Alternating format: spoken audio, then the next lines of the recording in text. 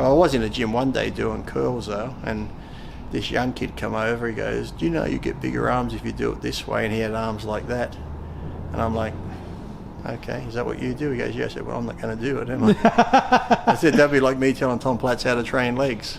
So is that fair dinkum? Yeah. He tried to tell me how to do curls. I'm like, oh, okay. And what were you doing wrong?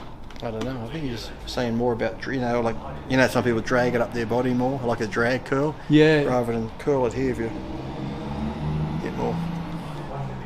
I'm like, is that what you do? He goes, yes. I said, well, I'm not going to do it. In the end, you got to find what works for you. I might say for me, dumbbell curl, best thing ever. Get big arms doing that. Somebody might go, I don't really feel it. I prefer dumbbell curl. Then do dumbbell curl. Because someone might look at me and go, Lee does barbell. I got to do barbell to get big arms.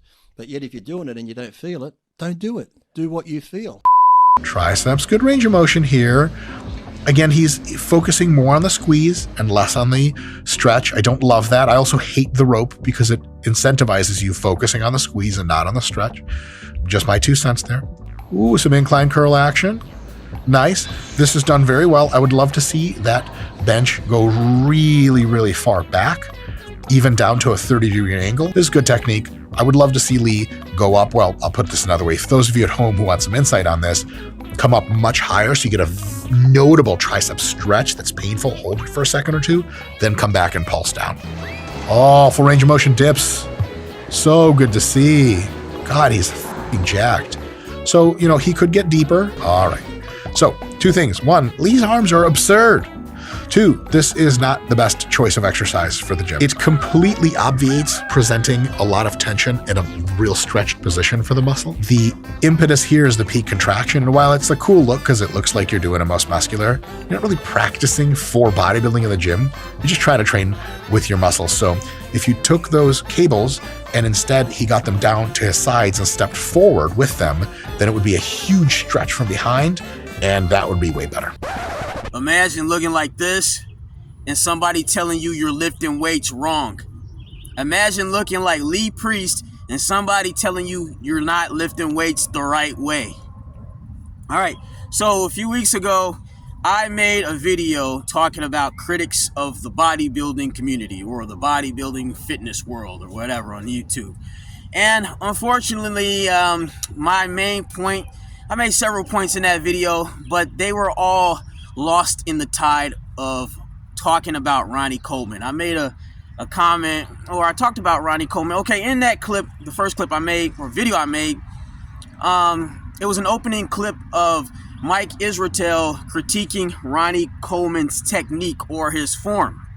All right, and like I said, Ronnie Coleman was just a small fraction, or small portion of the main point of that video. He wasn't meant to be the main point, but unfortunately, a lot of people made Ronnie Coleman the focal point of that video. So I kind of want to touch up on some things that I didn't touch up on in that video.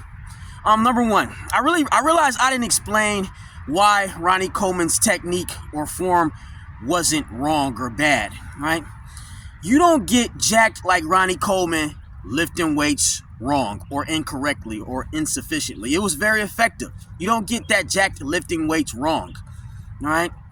Now, if you look at guys like Branch Warren, who's a bodybuilder, he has the same style of lifting as Ronnie Coleman does. That very explosive style, lifts very heavy. And another one that comes to mind is Mariusz Pudzianowski, who is a legendary strongman. He's from Poland, the legendary Polish strongman, Mariusz Pudzianowski. He used to lift that weight too. Very explosive, very strong, very heavyweight. But look at him now. I think he's close to 50 years old, and he's competing in MMA right now.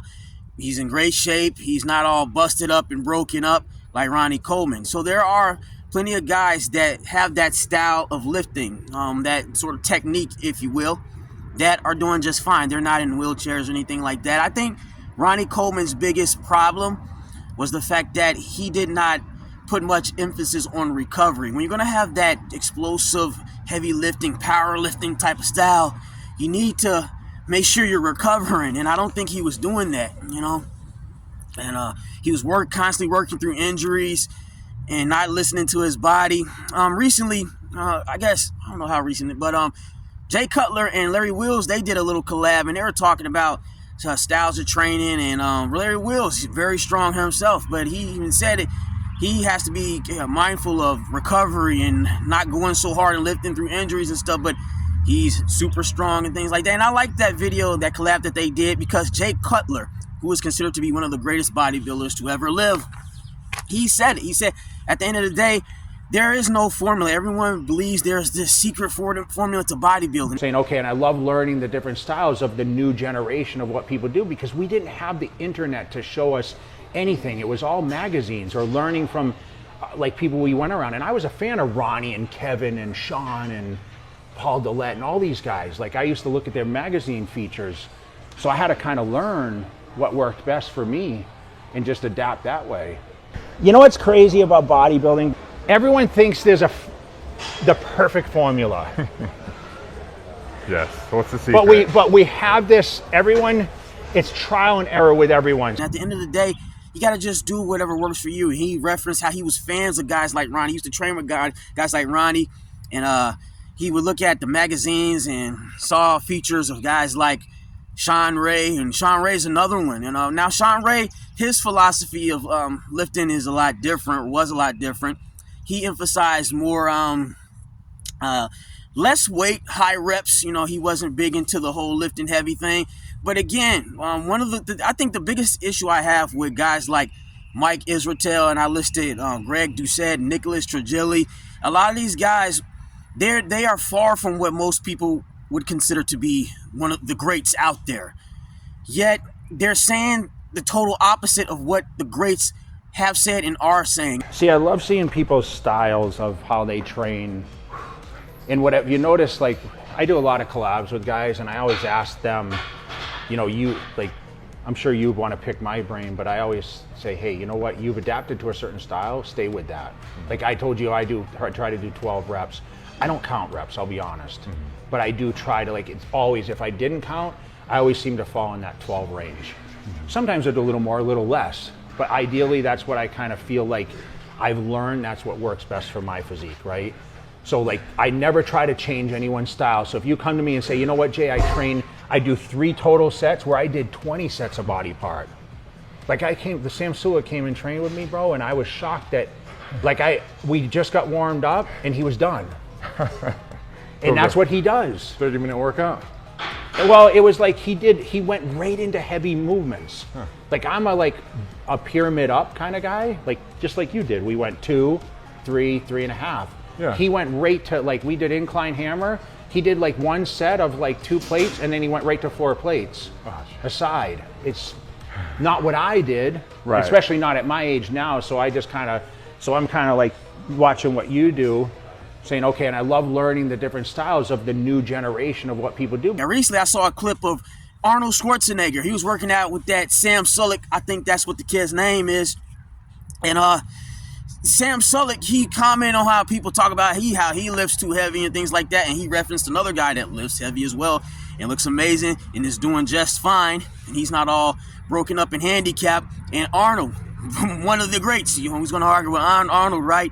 He said it. He was like, at the end of the day, everybody's body is different, and people's bodies respond to different methods, and that was pretty much the main point I wanted to make in that first video. A lot of the more pro bodybuilder guys, they tell me I'm lifting too heavy, but I go back. I mean, you ever hear of a guy named James Hollingshead?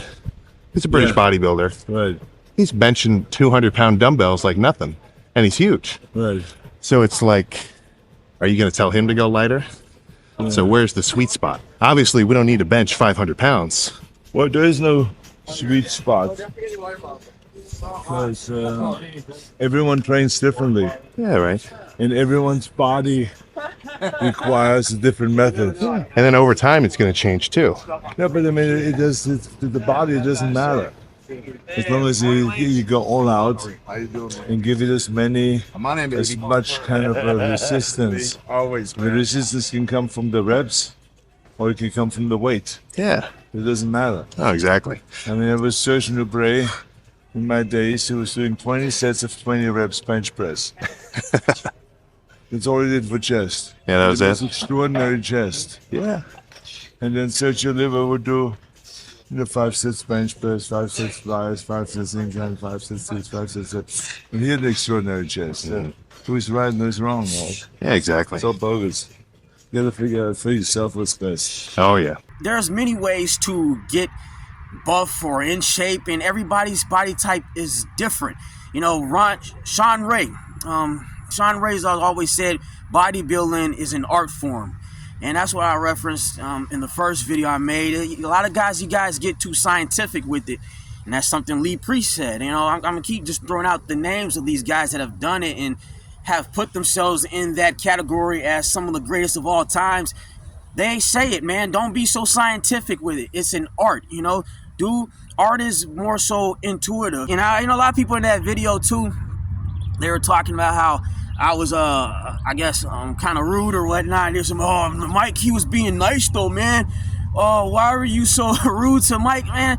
Get out of here, man. First of all, it's annoying. That's why, for number one, it's annoying to see all these guys that pretty much don't look anything like the greats. You know, I saw, like I had in this, the opening clip of this video and whatnot, you got people critiquing Lee Priest. And the reason I use Lee Priest in this video, because I want to get away from the whole Ronnie Coleman stuff, because I realized Ronnie was like, people were really focusing on the fact that he was handicapped, and I didn't want to go back and forth. So let's just use a different person that ain't handicapped to illustrate my point here. Now, in the opening clips that I put up or whatnot, Mike, he still critiqued Lee, but over the most part, he thinks Lee's training style is very good. He just, he says some stuff like that, but he's still critiquing him. Then you have another kid in this video telling Lee Priest how to train arms.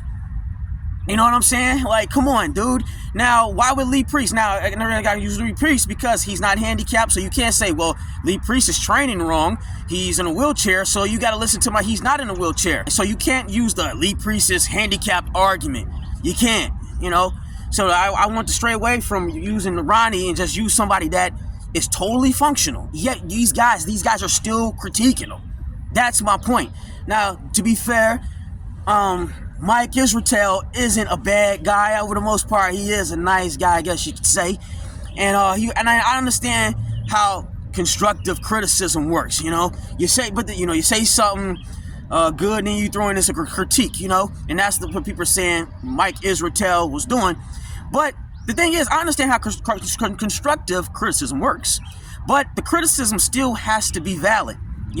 The whole, he was saying positive stuff. Well, everybody does that. Even Greg Doucette does. It's like you could even almost chalk it up as backhanded compliments in a way. They say a little good shit, but then they say, well, you're doing X, Y, and Z bad and ... Now, granted, it's hard to tell who's being sincere and backhanded and who's not.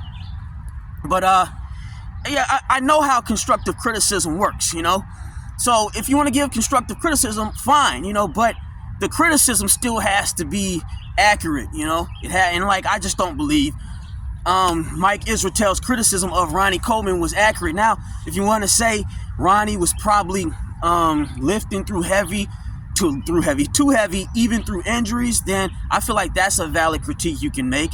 But to sit here and say the technique was bad, I mean, dude, you don't get jacked like this. And they were saying, I saw another clip or video of what's that guy's name, Sergio Oliva. Very good genetics or whatnot, and a lot of people, this guy saying his technique was bad and stuff. Like, dude, I don't know, man. At the end of the day, everybody's different, and granted, yeah, okay, genetics do play a factor as well. I'm not gonna say, some people, they can just get away with training a certain way, and others can't, But I will say this. I will say, maybe, and I think I talked about this before in that first video, maybe it's not as much of a genetic thing as it is a self-limiting thing. A lot of these experts that only, see one method and say this is the correct way and you got to lift, controlled, slow, and only do this. Maybe you don't look as good as the greats is because you're not training right. You know what I'm saying? Maybe the wrong way is actually the right way. Never think about that. Or maybe the wrong way is actually the right way, And maybe the reason you don't look as good as the guys that you're trying to critique, Mr. Greg Doucette and Mike Israel and Nicholas Trezell, is because you guys' mentalities are too self-limiting. Maybe you got to think outside the box. Maybe the short range motions that you guys say are bullshit, maybe that can work for you. It does work. You know, everything works, you know, even like with me, like I'll mix it up. Like one day, for example, right, I might do, let's just say, rolls, a dumbbell roll, and I might be real slow and controlled with it. And I might do full range of motion. Yeah. And then, you know, I'm like, wow, I'm really feeling a pump. And that's the thing. The main thing you want to do is feel that pump. Well, let's just say another day I try to do it the exact same way. And for whatever reason, I'm not getting that pump. I'm just not feeling it. So I might go short range of motion.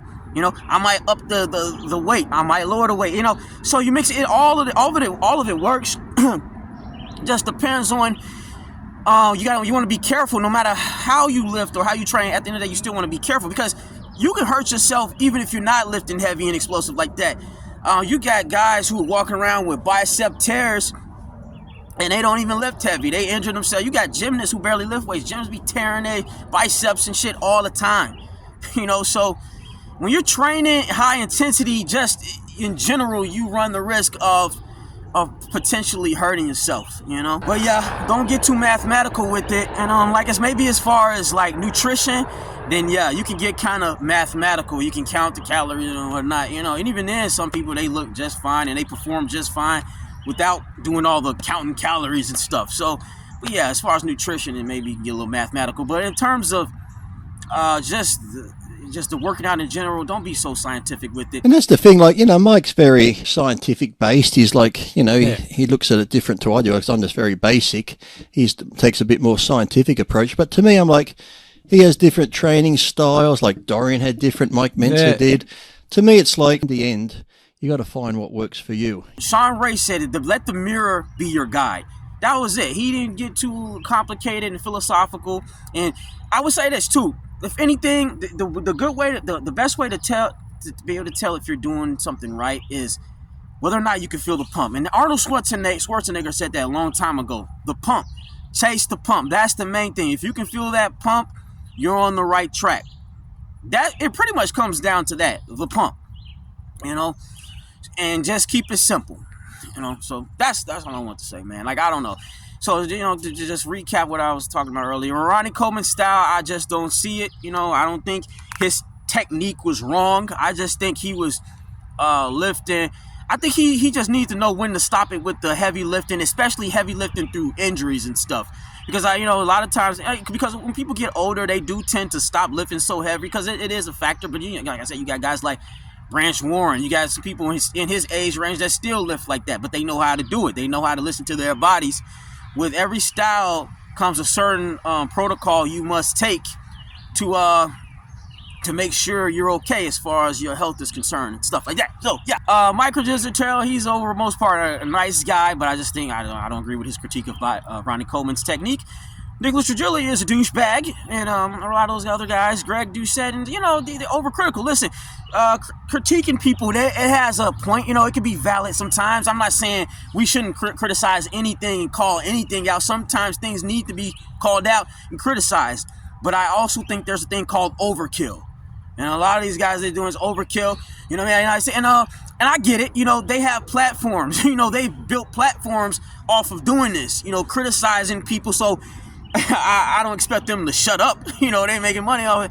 You know, they found their niche and stuff like that. So when I make videos like this, it's pretty much to just put things into perspective. You know what I'm saying? These guys, they're obviously not going to shut up, you know, but that shouldn't stop people from at least calling out the bullshit that they see these guys talking about too, you know? Because I know a lot of guys and women too, they're being sent off by a lot of material and content constantly being pumped out, and to the point where they don't even know where to start. They're more focused on looking at a lot of content rather than just getting in there and doing it. You know, one guy in that first video I made, he commented, he's like, well, if you can do better critique videos, why don't you do it? You want to critique from me? Here's my critique. Get in the gym, work out. That's my critique right there. And it ain't even got to be in the gym. Man, go to a park or something. You know, train in your house or something. Just get active, get moving. You know, that's the best way to get in shape. You know what I'm saying? And the thing is, too, a lot of people, they don't want to necessarily look like bodybuilders. Most people don't even want to look like bodybuilders. If you don't want to look like a bodybuilder, You don't even have to be in the gym like that. You know, a lot of these guys, you know, they critique people and stuff, but a lot of people who watch these people, they're not necessarily wanting to be like Ronnie Coleman or Arnold Schwarzenegger. A lot of people just want to look, you know, decently in shape and be functional and fit. You know, so they're training for different stuff. So when you see a guy maybe swinging a weight, like a lot of times we will probably make fun of CrossFitters, right? And we say CrossFitters are working out a certain way, they're swinging in it. Well, guess what? CrossFitters are some of the fittest people out there. I know for the longest time, CrossFit was like a running joke in the fitness community. You know, these CrossFit, you know, they were obnoxious. I remember the first time I met a CrossFit guy, and this is back when I was in school. I'm like, man, this guy won't show you every day. CrossFit. Oh my God. You know, so they were like a running joke. But the thing about CrossFit people, they some of the most well-conditioned people out there. Now, obviously, the way they do pull-ups and shit, the swinging and doing the muscle-ups, and, you know, it's not the correct way in terms of bodybuilding standards, but damn it, it works. Do whatever works. You know, whatever your goals are, whatever you want, you know, focus on that and do whatever it takes to get that.